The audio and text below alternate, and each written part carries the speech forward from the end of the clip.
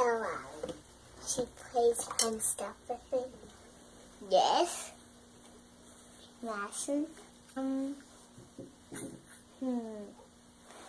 Playing outside. Riding my bike without chain wheels. Yes, I have two. Josie and Elizabeth. They play with me.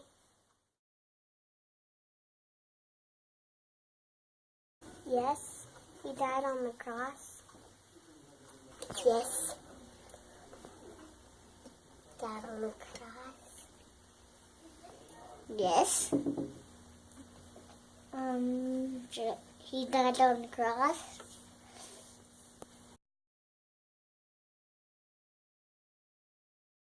Play outside and ride my bike because I like playing outside. Play. It's fun. Play outside. Because I have a bike without training wheels I can ride.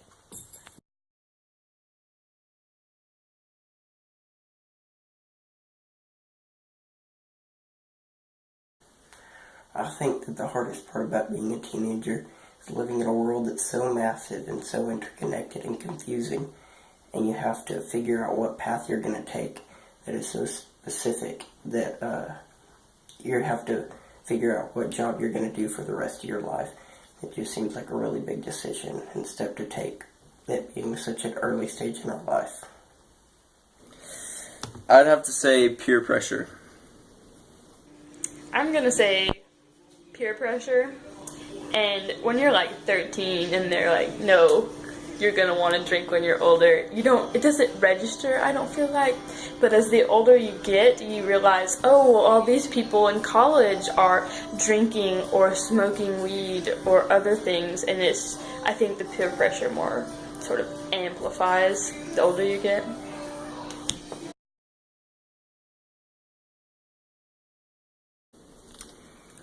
I'd have to say poverty, like worldwide. That's a pretty big problem. And in my point of view, it's lack of faith. Like, it's just not as strong as it could be, I feel like.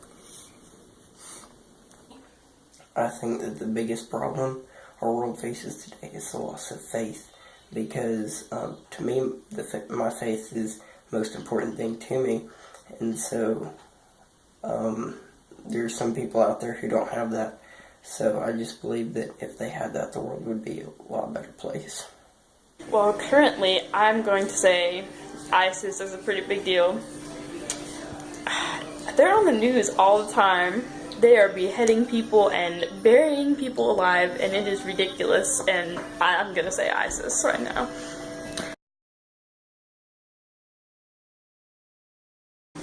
Well, I get lots of compliments on my light eyes to dark hair contrast, and I think that's kind of unique because a lot of people that have dark hair usually have dark eyes as well, or if you have light hair, you have light eyes. So I like that compliment. That's probably the best one I've gotten. The best compliment that I've ever received is that I had the potential to do anything. I know most kids have heard that, but I was told that I would do great things, and the downfall was, though, that if it was for good or evil, they didn't know, but they knew I would do great things. I can't really narrow it down to like one specific compliment, but I think whenever people tell me that I'm doing well at something and they could really use me for, whatever we're doing in a group project or at work or anything like that,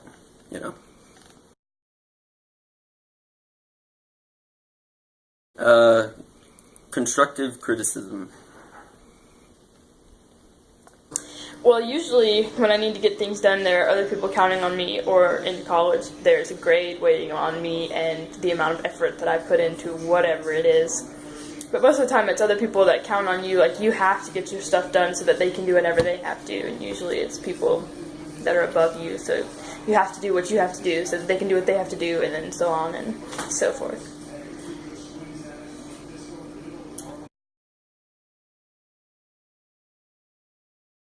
I would change the fact that I am probably one of the biggest procrastinators that I know, which is funny because, you have to get things done for other people to get their things done, and yet I procrastinate like hardcore. Like, I just did an essay that I've had for about 2 weeks, and it's due tomorrow. Just did it today.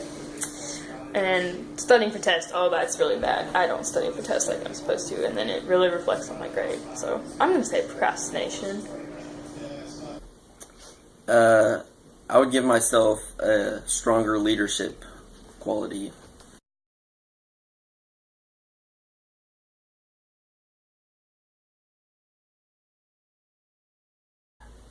That makes me think of like high school, and I really didn't set any goals I wish I had. I wish I had even set goals like good literature to read or something, but I just kind of floated through there, so I didn't really set many goals when I was young.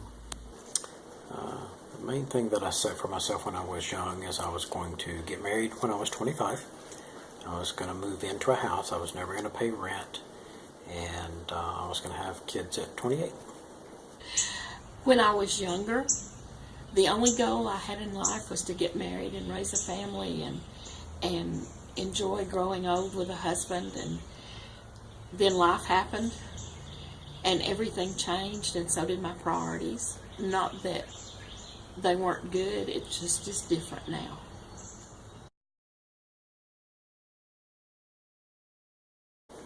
There's no accountability. People are not held accountable for their actions. And in the United States specifically, we have gotten away from the founding fathers. It was founded as a Christian nation, and we have taken that to the polar opposite. I don't think this nation can be considered a Christian nation anymore, and the political correctness is taking over even if it's wrong. I guess in a way I would say personal responsibility.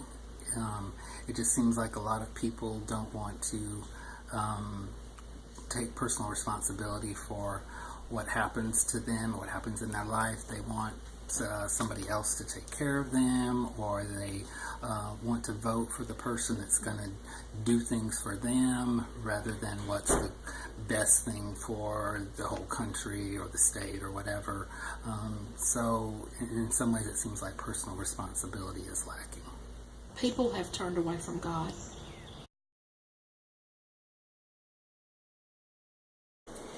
There's a lot of things that I would probably do differently, but in reality, I'm very happy and very pleased to where my life is right now. God has blessed me in spite of me.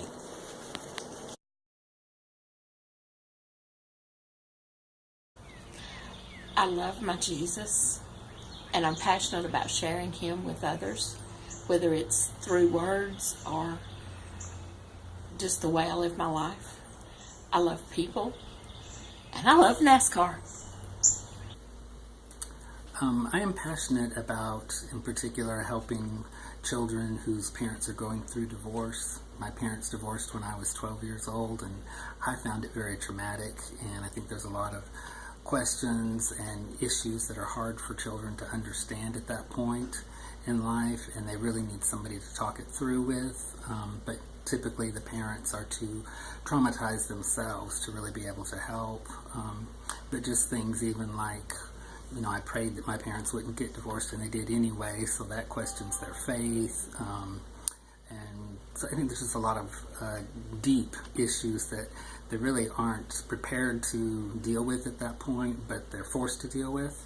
And so I think it really helps to have somebody to help walk through that. And I know for myself even, I took on some of those problems myself in a way, and it would have been good to have somebody to say, hey, this isn't your problem, this isn't your responsibility, this is decisions that somebody else made, and so, you can make better decisions.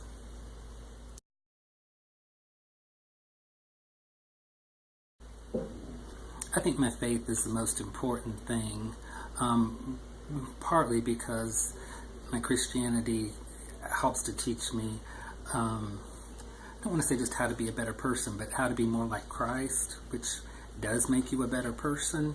And so it helps in all areas. It helps with your own peace and joy, but it also helps you with other people, how you can serve them, how you can get along better with other people. So I think it just helps all around you and everybody else around you. The most important thing to me in life is when I come to the end of my life, I need to know that I made a difference, that I didn't just waste space and take up air, and that I made a difference for the Lord and in people's lives around me.